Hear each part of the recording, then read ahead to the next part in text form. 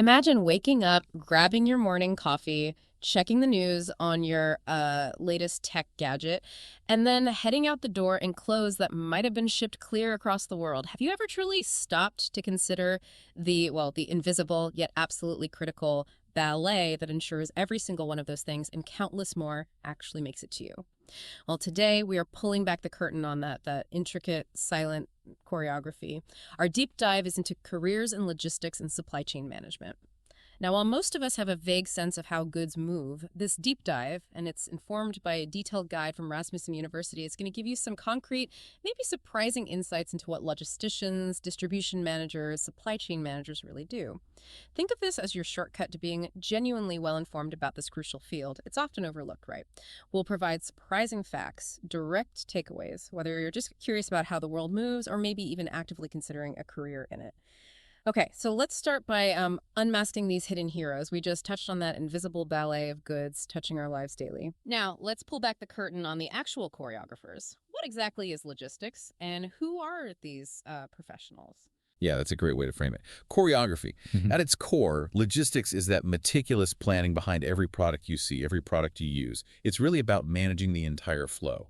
Goods, information, resources, from the very origin point all the way to the final destination. And logistics and supply chain professionals, they're the ones orchestrating this. They manage a business or organization's supply chain operating within that broader umbrella of supply chain management. And yeah, very often dealing with complex international aspects too. Okay, orchestration, meticulous choreography. What does that actually like feel like on a typical day for someone in this field? What are the core responsibilities that really define what they do?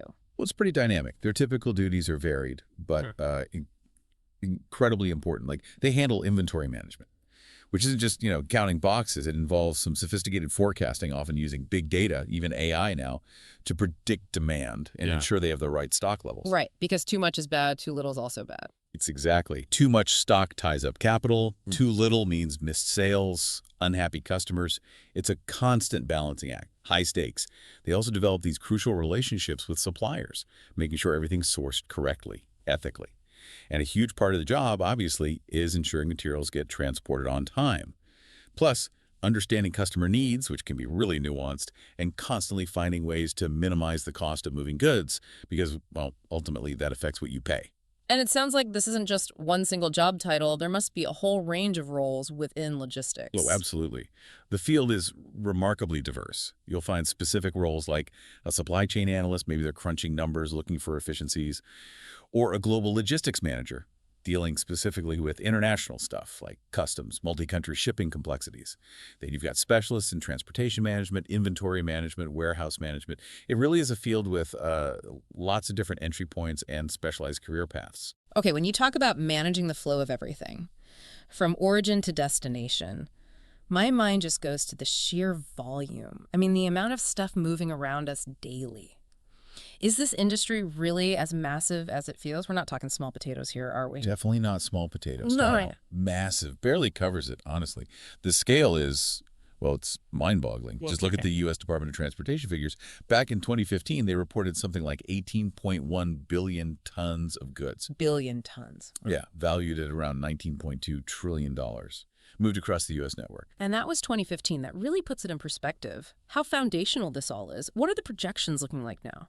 Well, by 2045, that figure is projected to hit an astounding 27 billion tons. 27 billion. With a value expected to soar to maybe $38 trillion. So it's not just impressive numbers, right? Yeah. It's the silent engine that keeps basically every aspect of our consumer lives running. Food, tech, everything. Yeah. Without skilled logisticians, that engine just grinds to a halt. Okay, with that kind of scale and, recognizing it as the economy's silent engine, it's no surprise the demand for skilled professionals is, well, incredibly strong. The U.S. Bureau of Labor Statistics projects employment for logisticians to grow 28% from 2021 to 2031. That's, quote, much faster than the national average. And that's a really critical point, because it's not just about new jobs being created. The BLS also highlights that job opportunities should be very good because of that growth and because of the ongoing need to replace workers retiring or, leaving the occupation for other reasons. So it's a field with really consistent, robust demand. And it's not just the demand that's soaring. This field is getting some serious professional respect, too. U.S. News& World Report ranked logistician number 16 on their 2023 Best Business Jobs list. And that ranking looks at things like median salary, unemployment rate, job prospects, even work-life balance and stress level. So it really seems like a well-rounded and appealing career option. Yeah, and what's fascinating here, while the demand and recognition are high, the actual work environment can vary incredibly, which kind of ties into that work-life balance point. There's this quote from Rohit Sharma. He's a supply chain veteran, 12 years experience. He points out there's really no standard work setting. A logistician might be in a bustling office one day, deep in data analysis, and the next, they could be out on the floor of a huge warehouse, troubleshooting some bottleneck, maybe even bundled up in a cold storage facility. So definitely not always a typical 9-to-5 desk job. And it sounds like, depending on the role, they might also be traveling quite a bit, visiting different facilities in the supply chain. Sharma's advice to actually ask potential employers about the specific work environment makes a ton of sense. It absolutely does because, and this is important, this is also a high-pressure career path. So many other parts of the supply chain depend heavily on logisticians, Sharma says, and I'm quoting him here. Logistics itself is a very challenging area within the supply chain management domain, as most of the points of failure occur during logistics functions. Wow, that's a powerful point. It makes them sound like frontline problem solvers almost. Constantly putting out fires, mitigating risks. I can only imagine the kind of problem solving you'd need when something unexpected hits, like a sudden port closure or a hurricane or... Yeah, precisely. If a shipment gets delayed or goes missing, it creates this cascading ripple effect. For instance, a logistician might suddenly be on the hook for working at a completely new backup shipping plan, maybe rerouting an entire fleet of trucks or ships. Yeah. And that can have an enormous impact on the company's bottom line. And think about how global events impact them daily. Climate change, natural disasters, geopolitical shift, trade disputes. Right. Their ability to adapt, to innovate in real time that directly influences whether goods are available and stable for all of us. So yeah, staying calm under pressure, communicating effectively with people who are probably also stressed, absolutely essential skills. That need to navigate really complex, high-stakes situations sounds critical. So if we connect this to the bigger picture, it seems like logistics is maybe one intense piece, but still just one piece, of that overall supply chain puzzle. It is, exactly. And Sharma really emphasizes this. He says, the most successful logisticians, they have a strong grasp of supply chain management as a whole. You can imagine how stressful it would be if you only see your tiny slice, right, without understanding how it connects to everything else. Yeah. He notes that a lot of challenges occur as people working in individual parts do not know how the parts come together, which also causes stress. That makes sense. Siloed thinking causes problems. Right. So to combat this, he recommends exploring courses and training offered by APCSS, that's APICS. They're basically a global leader for supply chain and operations management professionals. Their certifications are highly valued, recognized across the industry. And he also highlights the benefit of a degree program focused squarely on supply chain and logistics management. It gives you that strong foundation, understanding how all the pieces fit together. Okay, so given the immense scale we just discussed and this high-stakes environment where, failures can cascade, it makes perfect sense that certain skills are just non-negotiable for success here. What are the key skills, maybe the education requirements someone should focus on if they're looking to get into logistics? Well, education is certainly an important first step. A recent analysis looked at over 70,000 logistics job postings. 70% were seeking candidates with at least a bachelor's degree. 70%, okay. Yeah. Now, an associate degree can qualify you for some positions, definitely. But bachelor's degrees are becoming more desirable, mostly because of the increasing complexity of the field. And beyond formal education, just having a strong motivation, being eager to learn and adapt, that's also a key factor bosses look for. And it's not just about traditional education anymore, is it? Technology seems to be everywhere. How's it impacting logistics? Oh, hugely. It's transformative. The rise of tech like AI, automation, advanced data analytics, is really revolutionizing the industry. So professionals in logistics need to stay up to date. They need to be comfortable using these tools to optimize processes, like using AI to predict shipping delays, maybe, or automation to manage warehouse stock more efficiently. Embracing tech helps streamline everything, minimize costs. It's essential now. So strong analytical skills, problem-solving skills, Yeah. those must be right at the top of the list then. Absolutely foundational, yeah. Hmm. For navigating such a complex, always changing system, you're often facing these intricate challenges, right? You need to analyze tons of data, think critically, develop effective solutions. It's crucial for optimizing processes, fixing bottlenecks, ensuring that smooth flow of goods we talked about. But as you kind of alluded to earlier, it's not just about the technical side. No, the human element is always there, isn't it? Even with all the tech. Exactly. Soft skills matter just as much as technical expertise, sometimes more. Communication, teamwork, leadership, they're vital. Logisticians have to collaborate effectively with all sorts of stakeholders, suppliers, customers, transport companies, warehouse teams. They need to negotiate, manage teams, often under pressure. Strong interpersonal skills really help you excel and advance. And, oh, we can't overstate the power of networking either. Right. Building a professional network, conferences, industry groups, online forums that provides invaluable resources, connections, and it can open up new career opportunities too. It's really clear this is a field with a lot of depth, increasing demand. But what about the breadth? Does it offer diverse opportunities across different kinds of industries? It absolutely does, and that's a huge advantage, I think. A career in logistics can span so many sectors. Retail, manufacturing, healthcare, transportation, e-commerce, just to name a few. Healthcare logistics must be fascinatingly complex. Oh yeah, temperature control, regulations. Yeah. Very specialized. But this diversity means you can find a niche that really suits your interests and skills, whether it's managing that sensitive medical supply distribution or overseeing the complex supply chain for a giant online retailer, making sure, holiday packages arrive on time. That really highlights the range of opportunities. I can see how that's a big draw. What about some of the bigger trends we see in other industries, like sustainability, ethical practices? Are those filtering into logistics? Definitely. And logistics is really at the forefront of it. It has to be.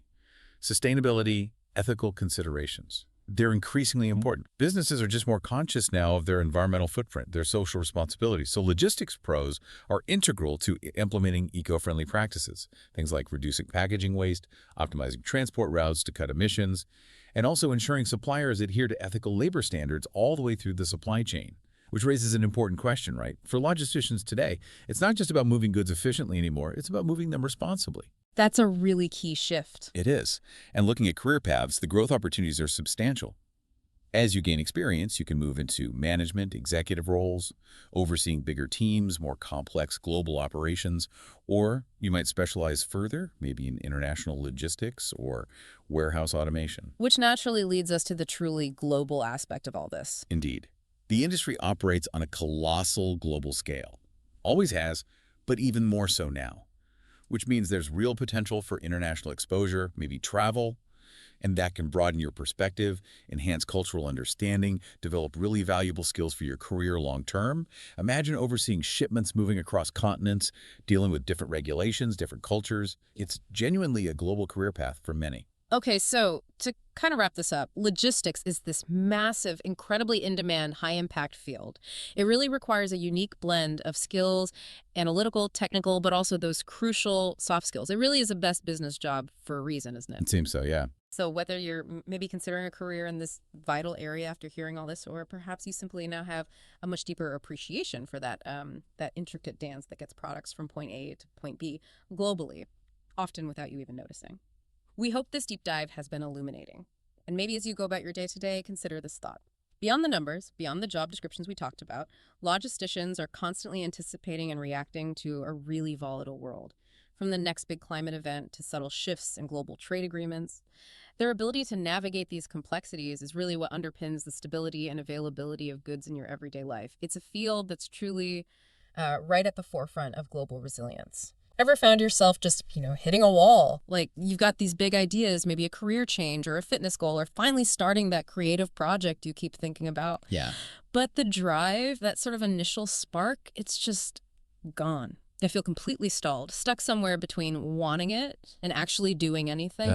Well, if that sounds familiar, then you're in the right place, because today we're diving into how you can shift from being stalled to, soaring. It's such a common feeling, isn't Yeah. it? Really common. And that brings us right to what we're talking about today. Understanding motivation and maybe more importantly, how to reignite it when it flickers out. Right. Our deep dive today is largely based on a really insightful article from Addicted to Success. Okay. It's by Pankaj Kushwaha called Why You're Failing to Achieve Your Goals and How to Fix It Now. Hmm. And it does a great job framing motivation as like the absolute cornerstone for making any kind of progress. Absolutely. It's like the catalyst, isn't it? The engine that actually moves us forward. So our mission here is to unpack some really practical, actionable strategies from this source. Stuff that can help you rediscover that inner spark and, unlock your potential. Yeah, move beyond just the usual advice. Right. We're aiming to give you a sort of smart shortcut to getting genuinely well-informed on this whole motivation thing. Okay, so let's start with acknowledging something important. Hmm. Even people who seem super motivated all the time, they hit roadblocks too. Oh, for sure. And the source points out some really common reasons why motivation stalls out. Things like fear of failure, maybe a lack of clear goals, or just those overwhelming feelings of doubt. Yeah, those sound familiar. They're not just small things either. They can seriously stop you in your tracks. Totally. And understanding why you're stalled, like pinpointing your specific reason, that's the crucial first step, wouldn't you say? Absolutely. It's like you wouldn't treat a symptom without knowing the cause, right? The article really emphasizes that just by identifying those fears or uncertainties, you start to take away their power. Precisely. You shine a light on them. So once you've kind of faced those internal roadblocks, the next big step is reflecting on your goals. Okay.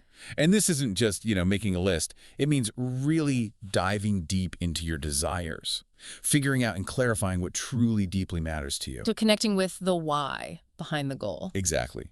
When you get really clear on your objectives and make sure they actually line up with your core values, you basically pave the way for focused action and meaningful progress. It Yeah. makes that why super compelling.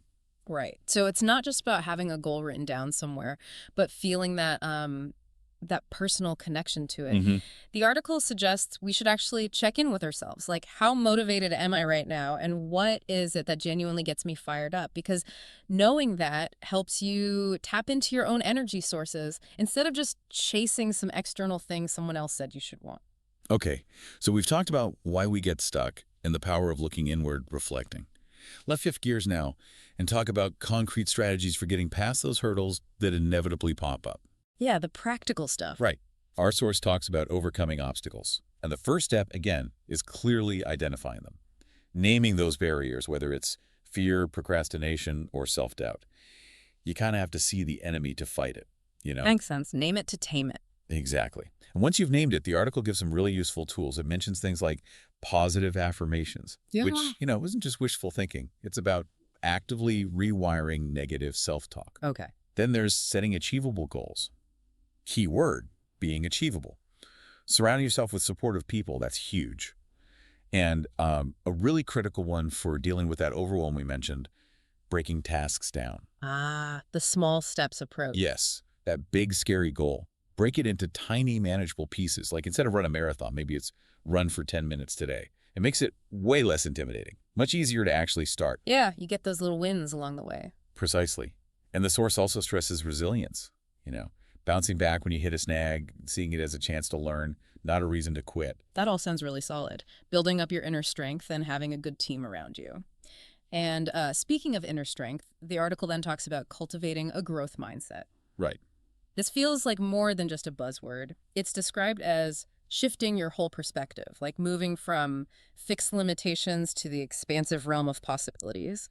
What does that actually look like in practice? Well, it means seeing every single obstacle, not as proof you can't do something, but as a chance to expand horizons and refine skills. Okay, so like instead of, I failed that presentation, I'm terrible at public speaking. Exactly. It's more like, okay, that presentation didn't go as planned. What can I learn? How can I improve my public speaking skills for next time?